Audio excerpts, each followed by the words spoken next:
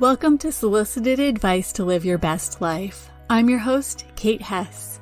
You're in the right place if you're tired of feeling stressed, anxious, and overwhelmed, or if your critical inner voice is the loudest voice in your head. Join me each week for actionable, healthful, and healing habits based in mental and emotional hygiene practices to help you turn your self-criticism into self-love. And along the way, bring more freedom, serenity, resilience, and joy into your life. I'm a mental and emotional hygiene coach, and I'm thrilled to join you each week to answer your questions and help you live your best life. Hi there. Last week we started answering the question, what advice would you give someone who is struggling with time management and staying focused on tasks? I covered time management tools and techniques in episode 12.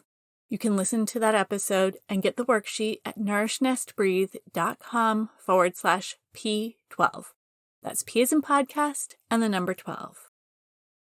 And this week, I'm diving into tools and techniques to help you stay focused. I've addressed the topics in this order intentionally. Often, one of the biggest reasons we can't focus is because we're overcommitted and overscheduled. Adam introduced me to the powerful quote, "When everything is a priority, nothing is a priority." When our plates are too full, we struggle to focus on any single thing because we can't figure out what actually deserves our priority attention. So if you haven't listened to last week's episode yet, I highly encourage you to start there. Begin by taking some time management steps and then come back here to dive into techniques to help you stay focused. Again, approach this with a sense of play and exploration. Try each technique and see which one or ones work for you. If you're listening to this episode while driving, doing the dishes, folding laundry, or working out, don't worry about taking notes. I've done it for you. I've created a companion cheat sheet for this episode. You can use it as a reference to remind you of the tools and techniques to help you with focus the next time you find your mind wandering away from the task at hand. You can grab your copy of the cheat sheet at nourishnestbreathe.com/P13. That's P as in podcast and the number 13. There are so many things that can keep us from focusing on the task at hand. Let's go through a few of them. Do you have undone tasks that are weighing on you? Perhaps the room you're working in is messy, you're out of clean clothes, you promised your roommate you would make dinner, or you're anxious about a phone call you need to make. This problem tends to be magnified if you're working from home and faced with all of your home tasks as well as your work tasks at the same time. Ideally, you would take care of the tasks weighing heaviest on you first. Once they're off your plate, it'll be much easier to focus on the next highest priority. However, sometimes you have deadlines that require you to focus on a specific task first. If you can't address something that is stressing you out right away, schedule in a time and date to take care of it, add it to your calendar, and treat it like a non-negotiable. When you sit down to work, do you feel fidgety and anxious, or are you drowsy and fuzzy-headed? In this case, you might need to either burn off extra energy or get your energy moving to clear your head. If you need to burn off energy, try some physical activity. Try taking a walk, putting on your favorite music and having a dance party for one, or anything else that feels like fun and gets your body moving. This is also a great time to take care of some of the physical tasks on your productive procrastination list we talked about last week. Think about things like throwing in a load of laundry, taking out the trash, or walking to the other side of the building to drop off some research for a colleague. If you need to get your energy moving because you're feeling drowsy, I love the breath of joy for energizing during the mid-afternoon slump. I'll add a link in the show notes to a video tutorial for this pranayama. If you're feeling drowsy or fuzzy-headed, getting outside into the fresh air can give you an instant boost. Even opening a window and allowing in the fresh air can be helpful. If you know you slept poorly the night before, or you're chronically sleep-deprived and struggling to keep your eyes open, consider taking a short nap, 60 minutes max, or using a yoga nidra. Studies have found naps improve executive functioning, memory formation, subsequent learning, and emotional processing. Just a few guidelines: keep the naps under an hour and don't nap within 3 hours of your bedtime. Longer or later naps can leave you feeling even groggier or result in disrupting your normal sleep schedule. If you can't nap, consider a yoga nidra. 40 minutes of this practice is the equivalent of 3 hours of sleep. You can find tons of free options on YouTube or an Insight timer, and can simply sit in your chair and put your head down on your desk. So this is a great option if you can't leave the office. Even a 10 to 15 minute yoga nidra can offer a refresh if you're feeling drowsy. If you find yourself drifting off into daydreams, consider setting a timer and letting yourself really indulge in the daydreams for 5 to 10 minutes.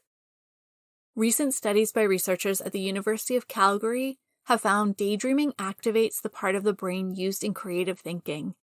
Additional studies have also found daydreaming is linked to a positive mindset and can boost your mood.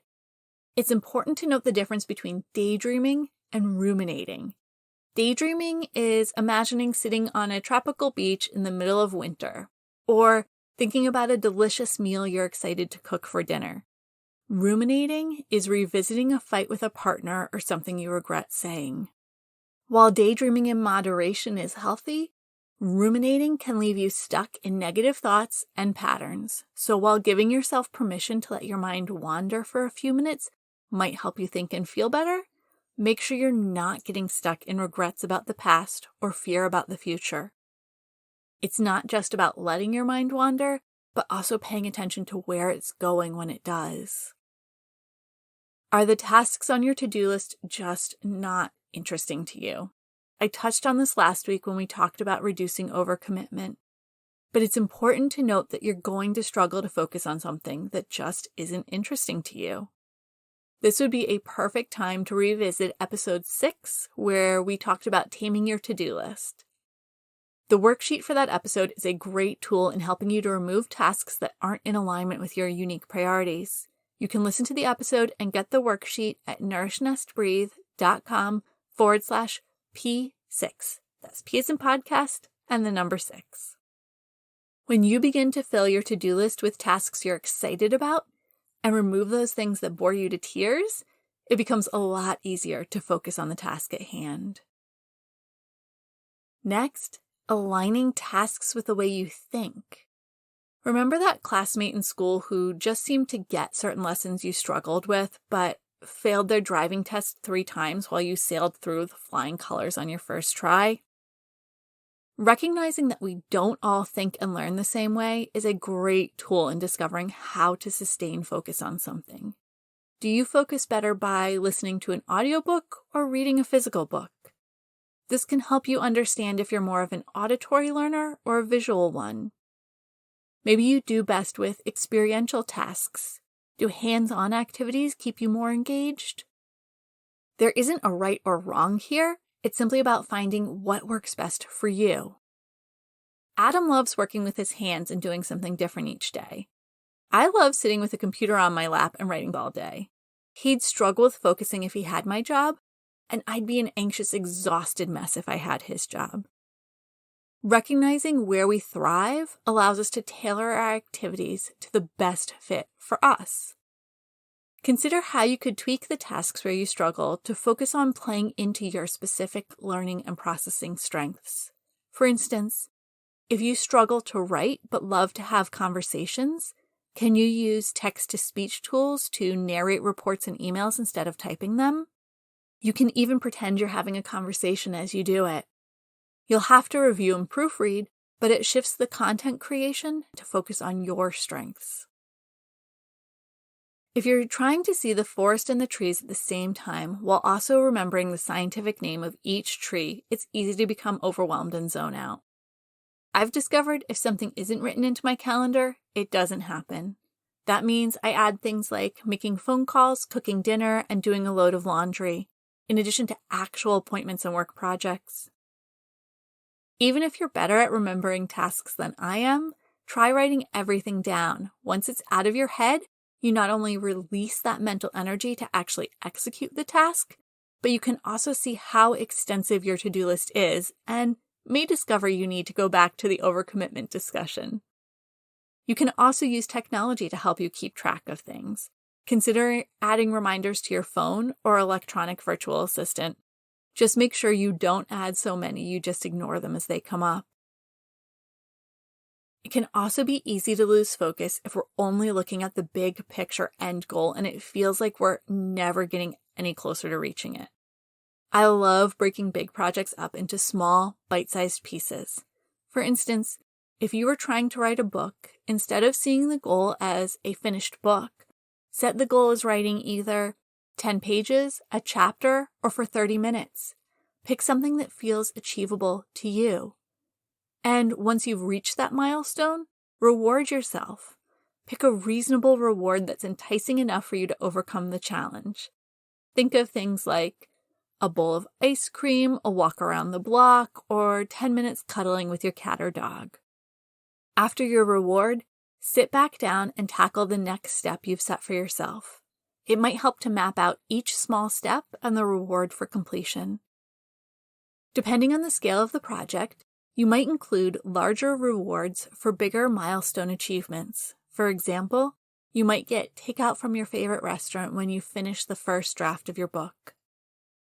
Before we close out this episode, I just want to remind you again that it is normal and natural to need breaks throughout the day.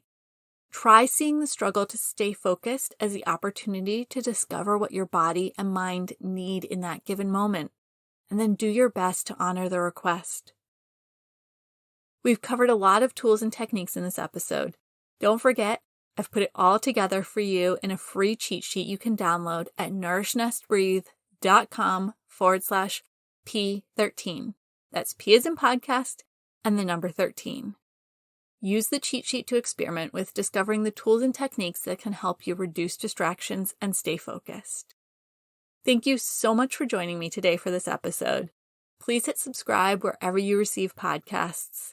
If you've got a question that you'd love to hear addressed on a future episode, please submit it using the form on my website at nourishnestbreathe.com/podcast.